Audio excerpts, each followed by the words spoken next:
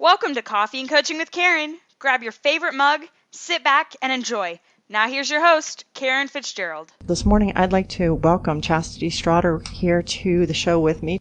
Good morning, Caryn. Good morning. Thank you so much for joining us this morning. I am super excited that you are here with us. And tell us a little bit. I have read your book, and I am not going to spoil the movie for anybody else out there because they must read this book. So we're going to get to that in a minute. But let's talk a little bit about you. And so tell me a little bit about where you were born, raised, and just your background so we learn a bit about you. Well, I was born and raised in South Arkansas. I raised up until I graduated from high school. And middle daughter of three, and raised in my hometown with my parents. And up until I left for college at 18, I then moved to Oklahoma and went to school in Oklahoma, completed my degree in elementary education. I did not want to stay in Oklahoma, and I decided to move to Michigan from there. So I moved to Ann Arbor, Michigan in the spring of 2000 and had almost a 10-year span with teaching third and fifth grade. At that point in time, I met my husband a few years after that and married in 2006. I am also the mom of two boys. My book came out this past July 1st. I became an author for the first time, an author of a book called Broken for the Promise. So along with being an author, I'm also an educator. I completed my degree in May of this year, and I'm certified as a K-12 principal. Wow, you've had a really busy last decade. I would love to come back to a couple things you said there. You talked about being the mom of two boys, and I know your oldest is now 4 or 5? He will be 5. He'll be 4 next month. Wow. And then the baby? That's the baby. The baby. Joshua is, my youngest is the baby that I had to struggle with. And then I have an older son. He is 10 years old. Wow. Okay. So we're gonna come back and your 10-year-old is just, I'm reading this book and I'm thinking, wow, all the things that you guys went through. I would love for you to share just a little bit because, like I said, I don't want to spoil the movie because this book is extremely powerful. Share a little bit about the challenges you went through with when you found out you were pregnant with Joshua. First of all, you didn't even know you were pregnant. There was some backstory to that and surprise. So give us a little bit of what was going on and how this whole process played out. Okay, in early 2010, I miscarried. We found out we were pregnant. My husband and I had been married 4 years, and, it wasn't planned. Shortly after that, I was probably about 4 or 5 weeks along, very early in the pregnancy. I had a devastating miscarriage. They couldn't tell me why I miscarried. It just happened, and we became pregnant shortly after that. But I did not know I was pregnant until I started this. One day, I remember I was out, I had eaten lunch, and I felt extremely sick, and I thought it was something that I had eaten, and it kind of went into being sick to my stomach, and that continued into not just being sick to my stomach, it was like I was choking on everything I was trying to eat, and in an extremely amount of pain, intestinal, digestive-wise. And so my husband became very concerned and took me to the ER. Long story short, I was there, and of course they were doing blood work trying to figure out what was going on, and they asked me that, the doctors asked me, did you know you were pregnant again? And I said, absolutely not. I didn't know I was pregnant again. So I found out at that time I was pregnant again, but I was also suffering from a digestive condition. They thought it was just the first trimester thing where you're nauseated and things are uncomfortable, but it actually turned into something a little bit more serious, and I went through an endoscopy where they put a tube down your throat, look in your stomach, and they diagnosed me with gastroparesis and pregnancy. So that was basically my challenge upon learning I was pregnant. Wow, and you had no idea. So here it is, you're sick to your stomach, thinking morning sickness. Well, first of all, thinking, I have no idea what this is. Probably a flu bug or something. End up in the hospital where it goes from, possible, a bug or something to congratulations. Did you know you were pregnant? to, okay, maybe it's morning sickness. Now, guess what? We're going to stick a tube down your throat, and it's not morning sickness. It's gastroparesis, and this is going to go on for a while. I mean, this went on for how long? How long were you dealing with this ongoing sick to your stomach, vomiting issue while being pregnant? How long did you deal with that? They had told me that it was primarily based on hormones, that my hormonal changes, drastic hormonal changes that a woman goes through in pregnancy, it was causing me to have digestive issues, which kind of is, can be the norm for some women, just depending on, it varies from woman to woman. And they told me that it pretty much would last the duration of the pregnancy. Well, it did not, because once I had Joshua was born at 36 weeks, and they told me to wait out the 6 weeks, and, you should be good to go. I continued to vomit after I had Joshua, the same thing, the same amount of pain, the discomfort, the dehydration. Joshua was about 2 weeks old, and I found myself back in the operating room, back at the office, the medical office, having another procedure, then putting another tube down my throat, and still telling me, you still have gastroparesis.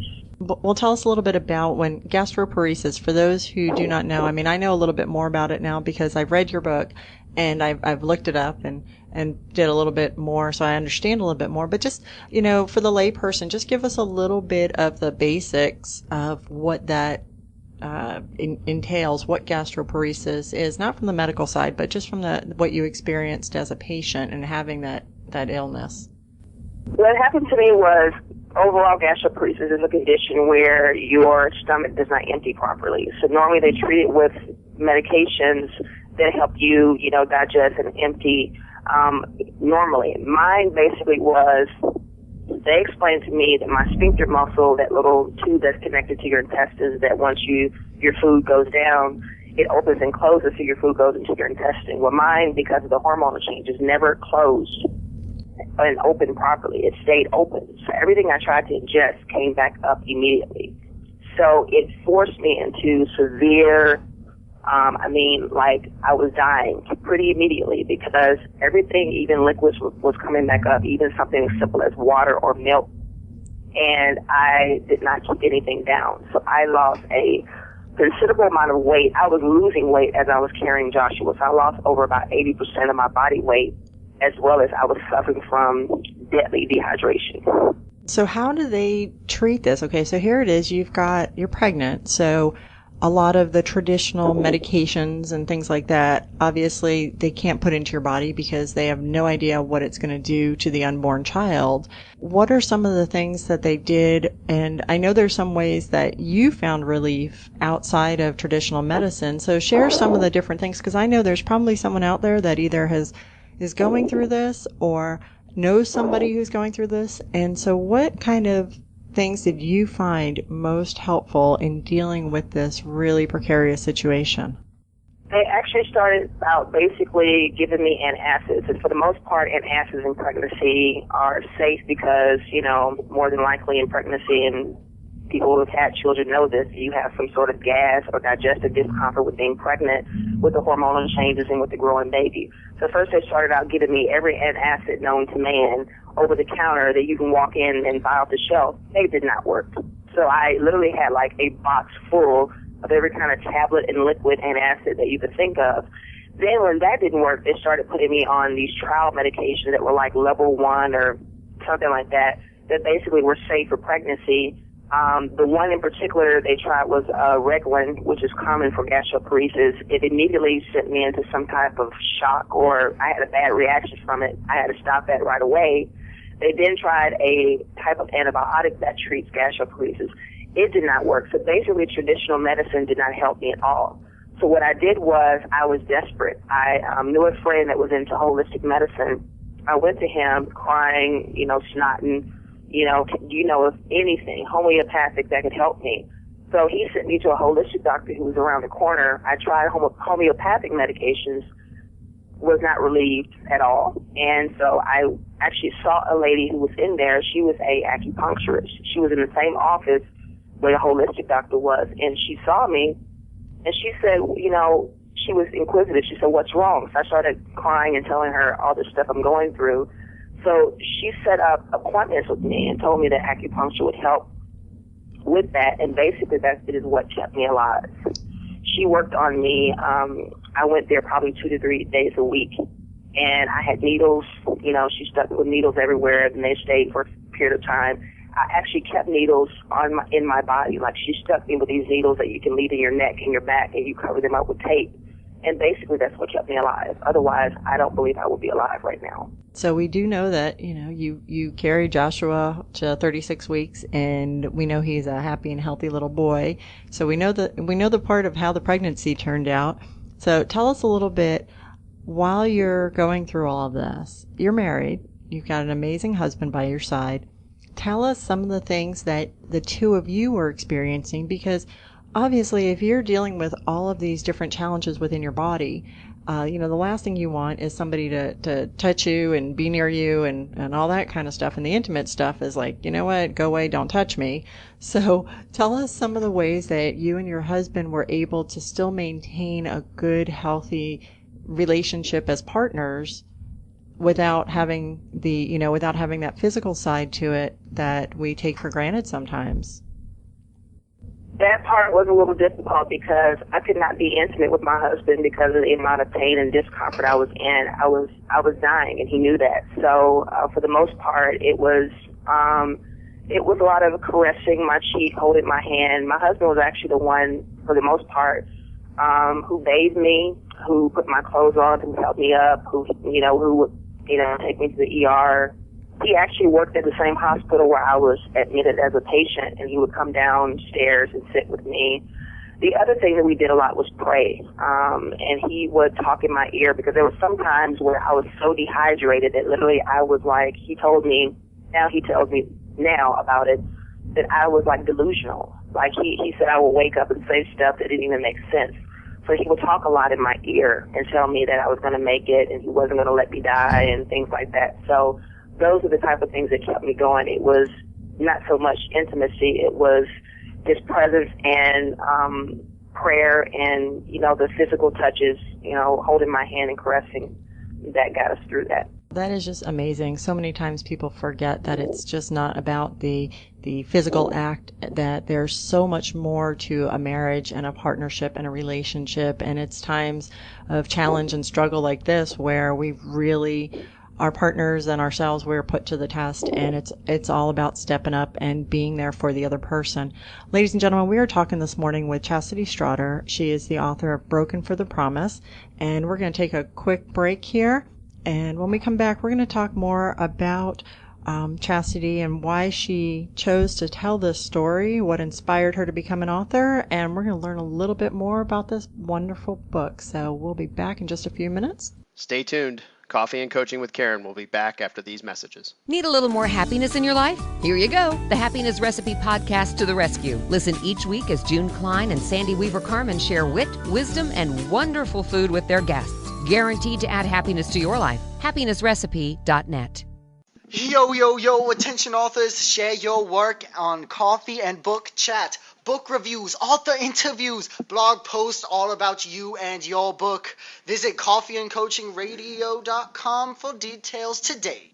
Are you looking for quality entertainment and activities for the entire family? Then come on down to the Plaza Theater Company and Plaza Academy Dance Studio, located in Cleburne, Texas. The Plaza Theater Company is an award-winning community theater that presents 10 productions a year, performing every single weekend. If you have a child that enjoys acting, dancing, or singing, then you can enroll them in the Plaza Academy Dance Studio. For more information, visit plaza-theater.com or call 817-202-0600. Welcome to Coffee and Coaching with Caryn. Grab your favorite mug, sit back, and enjoy. Now here's your host, Caryn Fitzgerald. Today, we are with Chasity Strawder, and she is sharing with us about her new book, Broken for the Promise. We're going to learn a little bit more about how Chasity overcame some of the challenges that she experienced, not only in pregnancy, but the pregnancy and the challenges that you went through, Chasity. With that led to a series of events that left you guys pretty much on the street.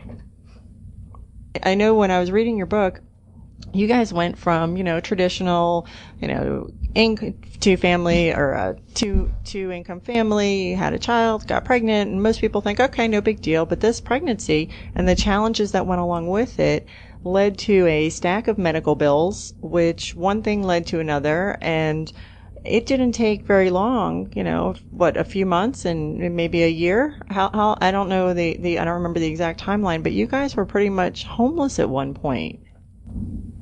Yes, we were homeless actually twice. We were homeless while I was sick with Carrie and Joshua, and then a year later, my husband was served a pink slip from his job. He had a position at University of Michigan Hospital in Ann Arbor, Michigan, and he was served out of the blue, no heads up, no warning, was served a pink slip from his job of 6 years. He had 2 months to basically come up with Plan B, and they handed him his last check. So we were devastated because, we were just getting back on our feet after going through everything with the pregnancy and Joshua getting him delivered safely to, trying to recover from that financially to, okay, now my husband has no job.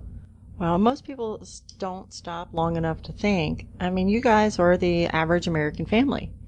And boom, these things happen. So when you mentioned a plan B, having a plan B for anybody and everybody, everybody requires a plan B. It's so, so important because that traditional job, as much as it may be paying the bills and things are going well, none of us foresee an experience like you went through. And hopefully, people won't go through that experience, but it's very eye-opening. And you guys are both, educated adults. It's not like you were 16. You're, married, have a home, have an education, have good paying jobs, and boom, one massive medical thing. And now, everything goes from there. It's like a snowball effect. So I'm going to ask you, all of this stuff going on, okay, and you've been given so many challenges, hurdles, obstacles, however you want to phrase them. What did you do to keep yourself in a place where you didn't turn around and go, you know what, I give up? Because this is a challenge. How did you find the strength to keep going and to get to the other side of all those challenges? I only have one answer for that, and that's God. Having a relationship with God. I've been a Christian since I was 9 years old, and grew up in a very sound and a sound Christian home. My parents kept us in church. My mother believed in prayer, and growing up in Sunday school, memorizing Bible scriptures. All of that came into play during the roughest time of my life because sad to say, when you're going through those difficult challenges, you don't always have reliable friends and family. People can say that they will be there for you in your time of need, but a lot of times that becomes very short-lived and it can fall through. So then, there is that decision to place, my life in the hands of a higher power that has control of everything and knows all about me. And most of all, he loves me unconditionally. And, at this point in time, I need him because, like you said, without, my belief and my faith, I would have crumbled. I would have given up. I would have given up with the pregnancy, especially early on when they asked me if I wanted to terminate my pregnancy. And I told them no. I was going to fight through it. And that's exactly what I did. So here we are after going through a devastating medical challenge. We're faced with financial challenges that literally slap us like, a few pies and, what are we going to do? And the first thing that I did was a year after I had Joshua, I decided to go back to school because I knew I always wanted to be a principal. And so I wanted to help my husband, help us get back on our feet. So I knew with acquiring a degree, it would put me in a higher pay bracket. So I decided to go back to school. But a month after I enrolled in school, we get the news of a layoff. So I went to my husband and I asked him, I said, hey, I can go back to teaching. I do have that as a, something in my back pocket. Of course, I was still at that time healing medically from my challenge. My husband told me no. He said, I don't want you to do that because you told me you wanted to be finished within a year, and that's what you're going to do. And my husband held me to my goal, and so we decided to say, hey, we're going to stay in school and we're going to fight through this. And that's exactly what we did. We lived in motels. We stayed with a friend and a family member. And at that point in time, it became, overwhelming, because when you stay with people, they want you, but then it's only for so long. And then hotels are expensive. So at that point in time, we decided to move into a homeless shelter. And that was part B of the most devastating experience of my life, to say the least. Wow, and on top of that, so not only did you move into a homeless shelter, but your oldest went to live with his dad, who was very supportive of what was going on in terms of making sure he was taken care of. So not only are you dealing with all of this, but then you don't have your oldest child with you on a daily basis anymore. So right. I mean, it did a lot to the family, and I commend the both of you, because I know from what you've shared with me off the air, your family is doing really well, and everybody is where they belong and happy and healthy. And you've completed your master's degree, and you are is it K-12 administrator? K-12 administrator. K-12 correct. administrator, and so with all these challenges, so. Tell me, a lot of this, I mean, this is super personal stuff. I mean, this is the kind of stuff that, yeah, you may talk with, to a girlfriend over a bottle of wine one night, but you've opted to put it in a book. And the book isn't, I mean, it's not graphic or anything like that. So, all my listeners out there, it is very, very well written. And it paints a picture, of the challenges you were going through, both physically, emotionally, mentally, financially, relationship-wise, in every aspect. I mean, you guys got hit with pies in all directions. So tell me, what drove you to the point where you said, you know what, this needs to be a book, and I need to share my story in more than just, the quietness of my own personal home and a couple of close friends. The world needs to know this. So what got you to that point? What got me to that point was earlier this year, I started thinking about, that horrible time in my life when I was dying and, carrying a baby, my second child. And I don't know, I had buried some things. Try not to think about it too much, because at times it became very emotional for me. And I started questioning God, actually. And I said, well, I went through that horrible time and kind of been put on the shelf of my mind. And why did I go through all that? I started having this questioning moment with God and asking him, what is it that you wanted me to learn from this? Is it just something I don't think about anymore? I'm over it. Exactly what is it I am to do with that experience? And so it went from there to me sitting down one day and getting a notebook, because I'm the type of person always keeping notebooks around, to me actually sitting down one day and starting to journal what I remembered. And so it kind of went on for maybe about a month of me writing things down that I remembered, and some of the holes that I didn't know how to feel. I went to my husband. I was like, do you remember some stuff that happened when we were in the motel or when I was in the hospital? Can you tell me about that? Because I don't remember it. And so he just started contributing to, that thought process. And I decided probably about couple months later, this was something that was turning into a little bit more than just journaling. And at that point in time, I told my husband, I said, I think I know now what God wants me to do. He wants me to write a book. And so I signed up for a author class. It was a 5-week class. I connected with this lady on Facebook. She is a quote-unquote midwife and helps people, produce their books. The books you've been waiting to write forever. So I signed up for her author's class. It was a 5-week class, and you had to write 20 to 25 pages a week. And at the end of the 5-week class, you're basically supposed to have your book written. So I already was maybe 150 to 75 pages into my book when I started the class. So at the end of that class, I had over 200 pages of what is now Broken for the Promise. It just took a matter of you really sitting down and focusing and getting that book from your head and your heart to the paper. Is that really what I'm understanding? It's the action steps? Yeah. Right. It was actually kind of therapeutic, because I was able to kind of step back into the past like a time capsule and go back and kind of relive, some emotions and stuff that I probably didn't want to, think about or remember. And, it became emotional at periods of time. Like I had to get up. I was actually sitting at my computer desk and writing, and I had to get up and walk away and kind of wipe some tears and like, oh gosh, that was horrible. And even my husband, you know, I went in the room and talked to him, and I told him what I was writing, and even both of us kind of wiped tears and held hands like, oh gosh, that was horrible. But we came through that. So that was the experience. Wow. And there were some parts of the story that when you asked your husband, he filled in the blanks because you weren't even conscious. At some points, there were a couple of times when your body just said, okay, I'm done. And I remember part of the story, correct me if I'm remembering this wrong, but I remember at one point you walked into the doctor's office and felt fuzzy, and that was it. You didn't remember much after that.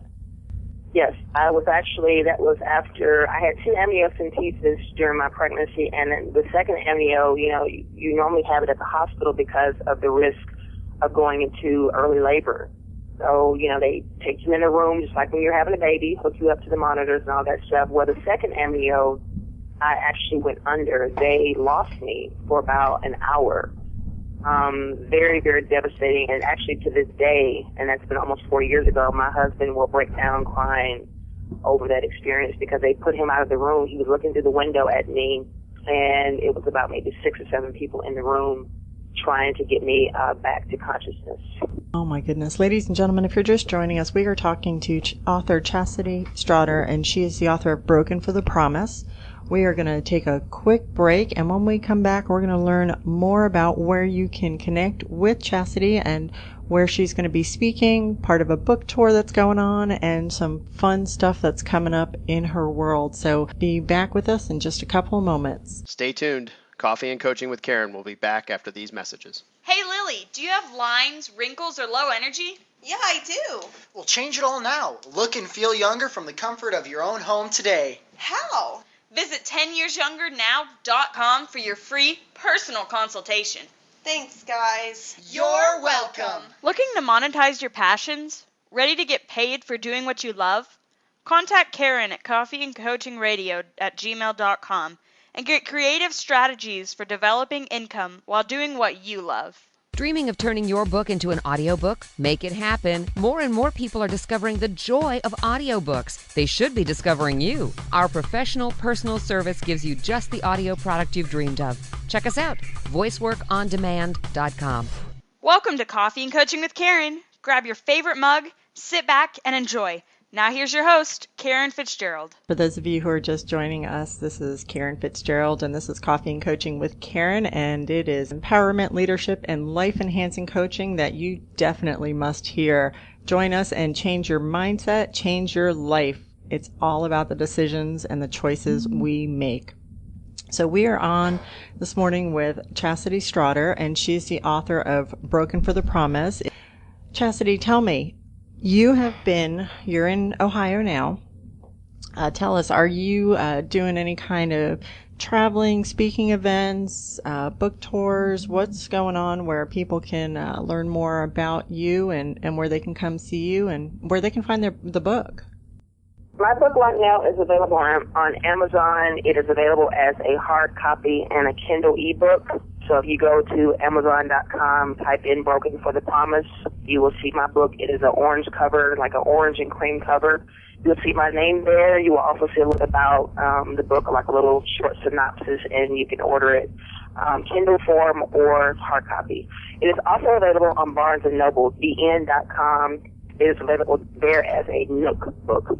Currently, right now, I'm still doing quite a few radio shows right now, and also I have a couple of speaking engagements. The best way to reach me or to keep in contact with me and what I'm doing is I have an author page on Amazon. It's www.amazon.com/author/Chasity Strawder, and that's CHASITYSTRAWDER. And if you go to my book on Amazon, you'll also see right under the book, you'll see where it says Chastity's author page. So you can click on that author page. It will take you right to my page. You can read current entries from my blog. You can see what I'm talking about on Twitter, as well as I have an event section right there. You can click on events and see what I'm doing currently. Okay, so before we let you go, I would love to hear, what would you tell someone who's experiencing some hardship right now? What would you tell that person listening to you right now, going through all kinds of crazy challenges and not knowing what to do or where to turn? What are your words of advice? I would say definitely create always from day to day, create a spirit and stay in the mindset of Thanksgiving, because a lot of times we get up, first thing and put our feet on the ground, or the first thoughts of the day are, sometimes can be negative. So we have to frame our day around being thankful. And a lot of times I have to do this even now when it seems like, you're overwhelmed with, you have business, ministry, family, kids, life. And maybe even going as far as journaling, 5 to 10 things you're thankful for every day.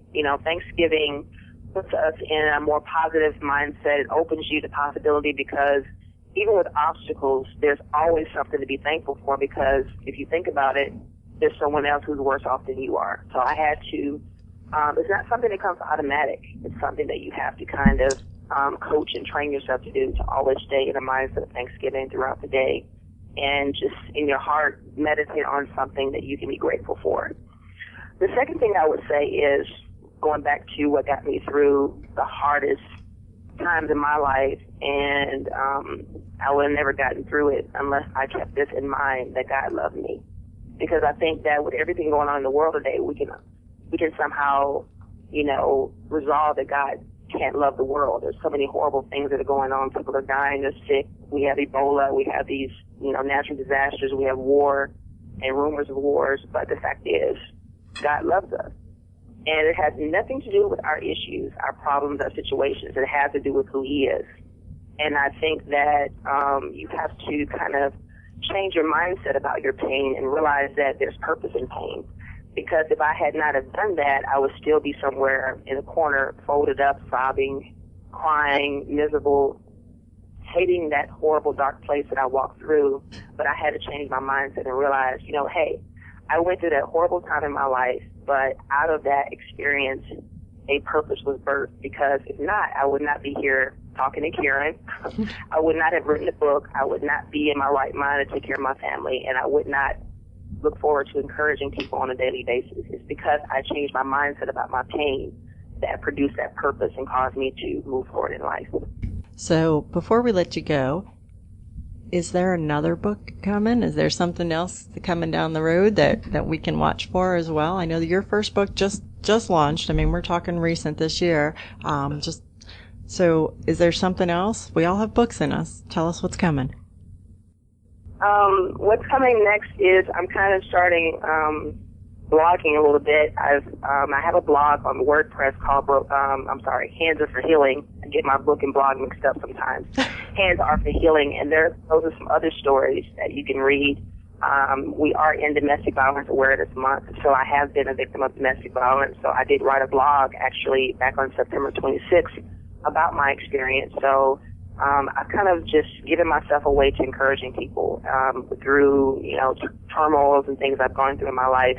So my blog is one thing that I focus on. Another thing is, the other passion of mine is education. So my next book will be a book on classroom instruction for minorities. I am myself a minority educator, and there's so many struggles that minority children go through in the classroom and in the education environment. And sometimes school staff need to be aware of those challenges and those differences and instruct minority children properly in that aspect. So my next book will be about training teachers, other staff to realize the difference in children of color versus other races, and instructing them accordingly.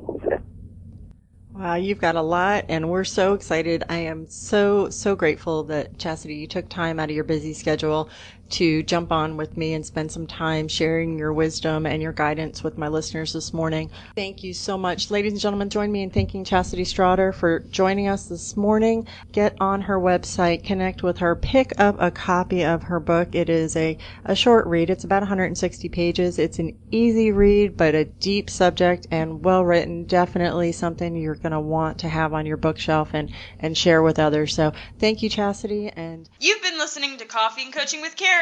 Thank you so much for joining us. Tune in next time for more Coffee and Coaching with Caryn. Until then, visit us at coffeeandcoachingradio.com. Caryn Fitzgerald is an author, speaker, business strategist, and leadership coach. Connect with her at coffeeandcoachingradio.com.